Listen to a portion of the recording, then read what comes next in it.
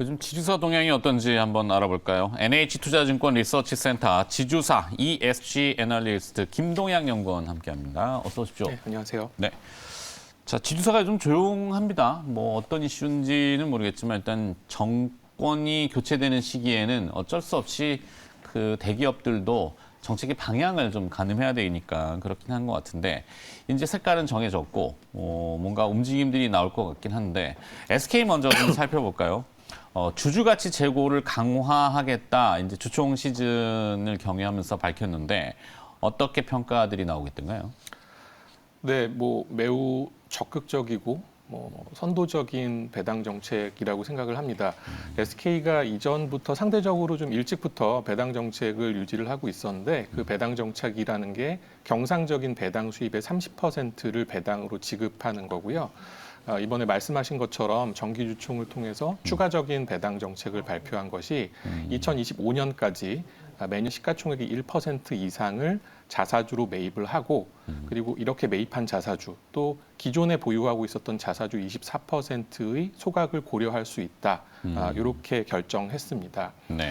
주당 배당금을 보면은 2021년 작년이 중간 1,500원을 포함해서 8,000원이었습니다. 3%가 조금 안 되는 수준인데요. 전체 금액은 한 4,500억 원 정도였고요. 자회사들의 실적들 배당들이 좋아집니다. SK 이노베이션이 이제 배당을 재개를 했고 SK텔레콤도 분기 배당을 하면서 배당 정책을 강화하기로 했고 또 알짜인 SK E&S가 지금 뭐 발전 산업이 워낙에 좋기 때문에 실적이 잘 나올 겁니다. 네. 이렇게 배당 수입이 증가하면 당연히 이제 올해 중간이나 기말에 지급하는 배당금도 늘어날 거라고 보고 있고요. 여기에 이제 추가적으로 시가총액 1%면은 이제 한 1,800억 정도 되는데 이만큼을 자사주를 매입하겠다. 이 얘기는 실질적으로는 그 경상 배당 수입에서 한 40% 이상을 배당으로 지급하겠다. 이렇게 볼 수 있고요.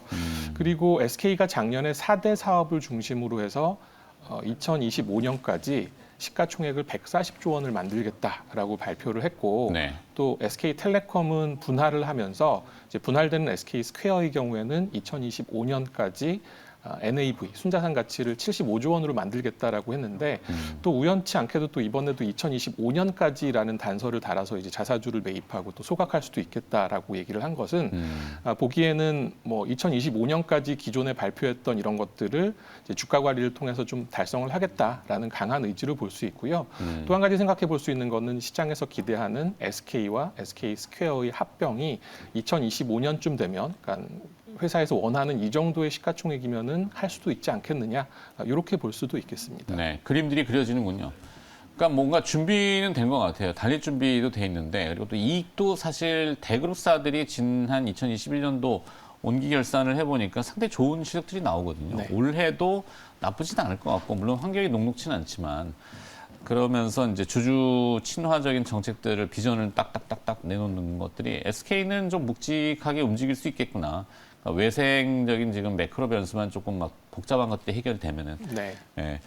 자, SK 느낌 괜찮은 것 같고, 그다음에 두산으로 좀 넘어가 볼까요? 두산은 최근 행보를 보면은 반도체 장비 기업이라고 해야 되겠죠. 뭐 이 테스나를 인수를 했어요.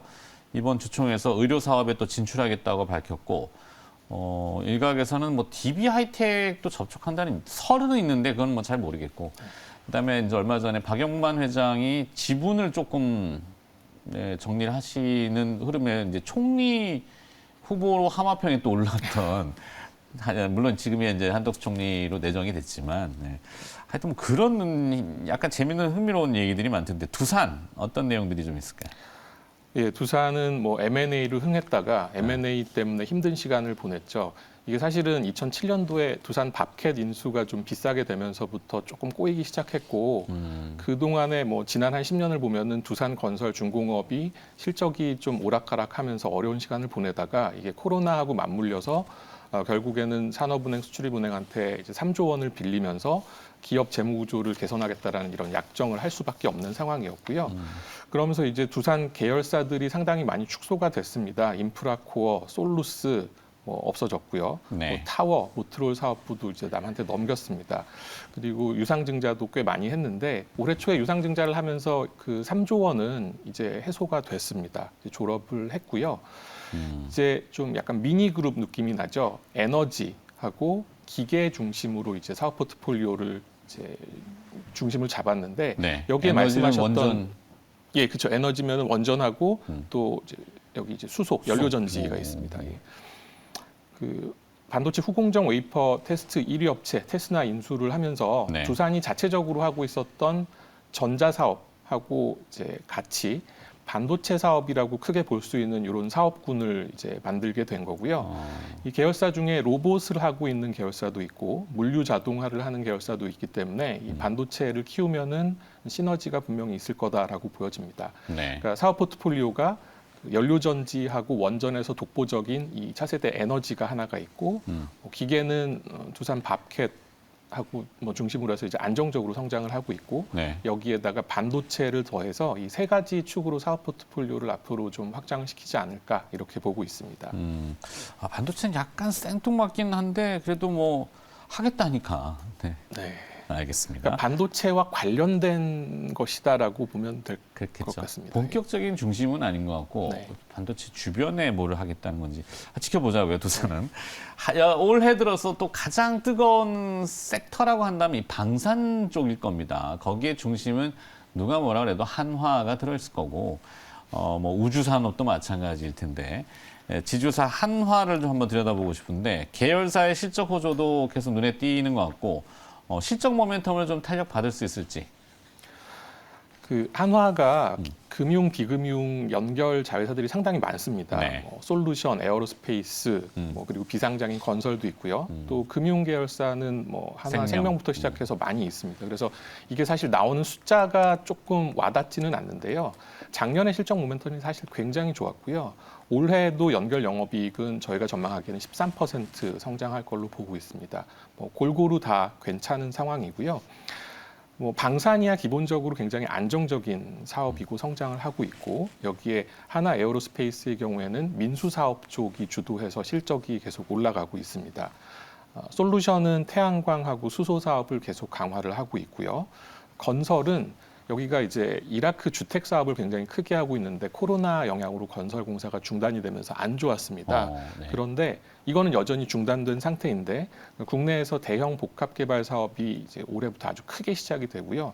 주택 분양도 많이 늘어납니다. 그래서 올해에는 매출액이 거의 70% 가까이 성장하는 걸로 저희가 전망을 하고 있는데요. 자회사들이 이렇게 골고루 좋은 상태이고요. 실적 외에도 말씀하셨던 M&A, 그러니까 신재생 관련해서도 회사들을 해외 회사들 계속 인수를 하고 있고 우주 사업 관련해서도 인수를 하고 있고 이런 것들 활발히 진행을 하고 있고 하나 솔루션인가? 에너지 쪽이 솔루션이고 네. 이제 그 에어로스페이스가 이제 우주 사업 관련해서 우주 사업, M&A를 예, 맞습니다. 그리고 작년에 이제 상장을 잠깐 딴 생각하느라고 놓쳤어요. 상장을 하려다가 이제 네. 가치가 너무 적다. 그래서 이 연기했던 한화 임팩트 옛날 삼성 종합화학이 있습니다. 이거를 한화 솔루션 그리고 비상장인 한화 에너지가 같이 들고 있는데 이게 중장기적으로 토탈이었나 그때? 삼성 종합화학이었습니다. 예. 여기가 이제 수소 관련된 사업을 하기 때문에 이제 4조 원 가치는 너무 작다. 그래서 이제 앞으로 몇 년 있다가 가치가 더 커지면 상장을 하겠다라는 계획이고 요거 상장하게 되면은 또 재밌게 될 것 같습니다. 흥미롭네요. 자, 또 하나의 이 색채와 캐릭터를 명확하게 가지고 있는 기업 그룹사의 계열이죠. LX 인터내셔널이라고 해야 되겠죠. 지금 보면은 원자재가 워낙 이슈다 보니까 해외에서 조달을 원활하게 할 수 있느냐 이게 이제 포인트일 것 같습니다. LX 인터내셔널 좀 한번 들여다볼까요? 예, 옛날 LG 상사죠. 이제 LX 그룹에 편입이 됐는데요. 여기가 주요 사업이 석탄입니다. 그쵸. 좀 구닥다리 사업이고 요즘에 그 ESG 화석원료 옛날에 예, 맞습니다. 그러니까. 대표적인 화석원료고 탄소 배출의 아주 주범이죠. 그래서 ESG 투자 트렌드에서는 조금 고려가 되지 않는 종목이었어요. 그래서 좀 소외된 종목이었는데 실적적인 측면에서도 사실 그 연결 자회사인 LX 판토스가 실적을 계속 주도해 왔지 원자재 쪽, 특히 석탄 쪽은 2020년까지는 적자 사업이었습니다. 그런데 작년 하반기서부터 석탄 가격 상승하는 게 굉장히 가속화가 되면서 그렇죠. 중국하고 호주하고 붙어버리는 바람에 네, 대결이 그래서 뭐. 이제 석탄 사업의 실적 기여가 엄청나게 올라왔는데요. 여기가 연간 영업이익이 한 2천억 원 정도 나오는 회사인데 작년 2021년에 6,600억이 나왔습니다. 그렇죠. 절반 이상이 석탄에서부터 나온 거고요. 예. 이 석탄 가격이 뭐 누가 봐도 정상이 아니었고 그래서 작년 4분기부터 조정을 받는 것이 뭐 자연스럽다라고 봤는데 올해는 또 이제 러시아 우크라이나 사태 때문에 3월부터 또 아주 난리가 급반등을 한 상태이죠. 네, 시멘트까지 지금 예. 꼬였고. 그래서 이런 강세가 뭐 계속 지속되지는 않을 겁니다. 그런데 이 석탄을 올해 25% 증산하는 게 있고요. 그리고 네. 또 석탄이 이제 배로 워낙에 실어 나르다 보니까 실적에 반영될 때까지 한 분기 정도 지연이 되는 부분이 있습니다. 또 물류하고 팜 사업도 지속적으로 확대를 하고 있기 때문에 올해에도 연간 영업이익은 그러니까 작년이 하반기가 좋았다면 올해는 상반기가 좋은 걸로 해서 연간으로 한 7천억 원 정도 영업이익은 나올 거라고 보여집니다. 네. 그러니까 제일 큰 리스크는 국민연금이 8% 정도 들고 있고 작년부터 이제 석탄 사업 투자 배제 관련돼서 얘기를 ESG 조금씩 하고 때문에. 있어요. 예. 그럼 이제 다 팔 수도 있다라고 해석할 수도 있는 거죠. 그게 가장 큰 리스크인데 그럼에도 불구하고 지금 뭐 주가는 뭐 단기간에 올랐지만 PER은 여전히 3.6배 그리고 배당 수익률이 6.7% 정도면은 뭐 저평가 밸류에이션은 메리트 싸네요. 예, 충분히 있다라고 보고 있습니다. 그러네요. 한국유리공업을 인수한다 그러는데 왜 그러죠? 뭐 한국의 코닝으로 한번 나와 보겠다 이런 건가요? 뭐 잘 되면 그렇게 해도 될 수 있을 것 같고요. 네. 그 LG LX가 계열 분리가 시간이 좀 걸렸습니다만 이제 마무리가 됐고 그 LX 그룹은 사실 미니 그룹이죠. 그런데 M&A로 이번에 첫 번째로 선택한 게 한국유리공업이고 작년 말부터 얘기는 나왔습니다만은 가격이 이제 최근에 확정이 됐습니다. 5,925억 원으로 하기로 했고요. LX 인터는 이제 말씀드린 대로 석탄이 워낙에 좋기 때문에 올해 아무리 못해도 올해까지는 실적은 굉장히 잘 나올 겁니다. 그런데 네.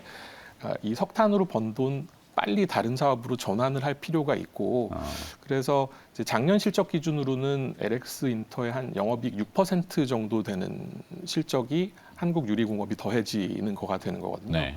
근데 이거 크지는 않습니다. 그런데 이거를 가지고 오면은 유리 제조에 필요한 소다회 같은 트레이딩이 필요하기 때문에 기존의 LX 인터 트레이딩 사업이 늘어날 거고요.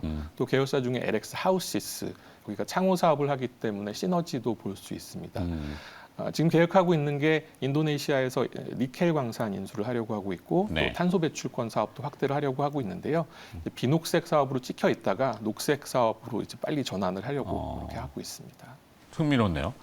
자, 오늘 지주사 얘기 굉장히 좋았습니다. 관심을 많이 기울여야겠습니다. 네. 자, NH투자증권 리서치센터 지주사 ESG 애널리스트 김동량 연구원이 수고를 해주셨습니다. 고맙습니다. 네, 감사합니다. 네.